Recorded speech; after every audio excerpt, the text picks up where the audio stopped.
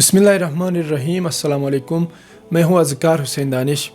दोस्तों, आपने social media में देखा होगा कि आजकल जो नात ख़ानी के महफ़िल होते हैं और मनक़बत ख़ानी के महफ़िल होते हैं, में बहुत सारे लोग जो नात ख़ान मनक़बत ख़ान होते हैं उन पर पैसे निछावर करते हैं।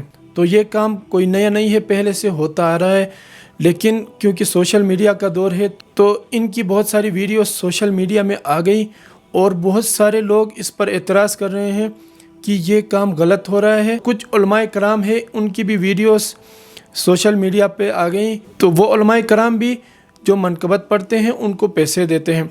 तो जो एतराज़ करने वाले हैं उलमाए कराम पे भी एतराज़ करते हैं कि ये काम गलत हो रहा है। आज की इस वीडियो में दोस्तों मैं आपको दलील के साथ बताऊंगा तो दीन इस्लाम में ये काम सही है या नहीं है। बगैर आपका वक्त ज़ाया किए मैं आपको रिवायत दिखाता हूँ। ये शेख सद्दूक की किताब है सवाबुल आमाल और इकाबुल आमाल, सफ़ा नंबर है 164।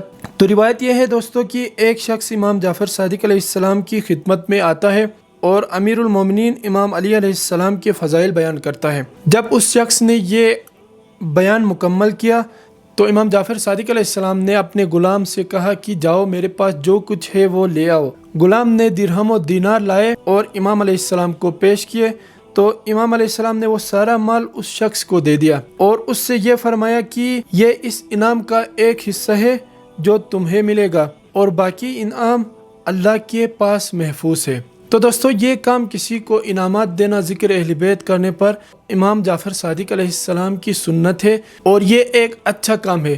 तो बराए मेहरबानी किसी पर एतराज़ करने से पहले थोड़ी सी तहकीक किया करें कि ये काम सही है या गलत है। वस्सलाम अलैकुम वरहमतुल्लाहि वबरकातुहू।